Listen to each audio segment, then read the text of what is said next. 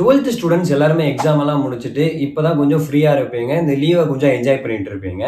இந்த டைம்ல உங்களுக்கு ஏகப்பட்ட யோசனை வரும். அதுல ஒரு பயங்கரமான யோசனை தான், அடுத்து நம்ம என்ன பண்ணலாம்? எந்த காலேஜ் சேரலாம்? என்ன டிபார்ட்மெண்ட் எடுக்கலாம்? அப்படின்னு ஒரு ஏகப்பட்ட கேள்வி மண்டைக்குள்ள ஓடிட்டு இருக்கும்.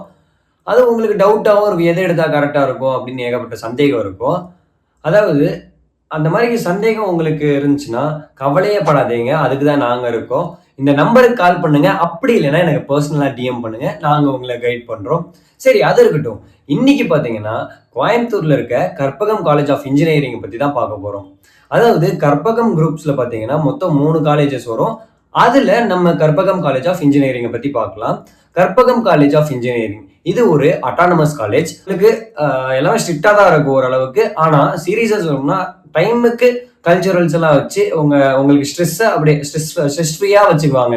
ஃபுல்லா உங்களுக்கு ஸ்டூடெண்ட்ஸ் எல்லாம் ரொம்ப ஸ்ட்ரெஸ் ஆகாம இருக்க அந்த டைமுக்கு ஏற்ற மாதிரி உங்களுக்கு ஒரு கல்ச்சுரல்ஸ் எல்லாம் வச்சுட்டு பக்காவா பண்ணிட்டு இருக்காங்க. அது மட்டும் இல்லாம சரி, அடுத்து பிளேஸ்மெண்ட்டுக்கு வரும். என்னென்ன மாதிரிக்கெல்லாம் பிளேஸ்மெண்ட் எல்லாம் எப்படி இருக்கும் அப்படின்னு கேட்டீங்கன்னா, சீரியஸா சொல்லணும்னா நல்ல ஒரு கம்பெனிஸ் எல்லாம் வரும். நிறைய கம்பெனிஸ் எல்லாம் வரும் பிளேஸ்மெண்ட்டுக்கு. ஆனா என்னதான் பிளேஸ்மெண்ட்டுக்கு நிறைய கம்பெனிஸ் இருந்தாலும் நம்ம ஸ்கில்லை டெவலப் பண்ணிட்டாதான் நம்ம அந்த கம்பெனிலாம் பிளேஸ் ஆகும். அதுக்கு அடுத்த லெவலுக்கு போக முடியும். அதை ஞாபகம் வச்சுக்கோங்க. சரி, அது இருக்கட்டும். நெக்ஸ்ட் ஸ்டாஃப்ஸ் எல்லாம் இப்ப எந்த மாதிரி அப்படின்னு கேட்டீங்கன்னா, சீரியஸா சொல்லணும்னா ஸ்டாஃப்ஸ் எல்லாம் பாத்தீங்கன்னா நல்ல ஒரு ஃப்ரெண்ட்லியான டைப். ஏன்னா என் ஃப்ரெண்ட்ஸ் கூட நிறைய பேர் கற்பகம் காலேஜ்ல தான் படிச்சிருந்தாங்க. காலேஜுக்குள்ள போனா உங்களுக்கு கன்ஃபார்ம் ஐடி கார்டு எல்லாம் போட்டாதான் உள்ளே போக முடியும்.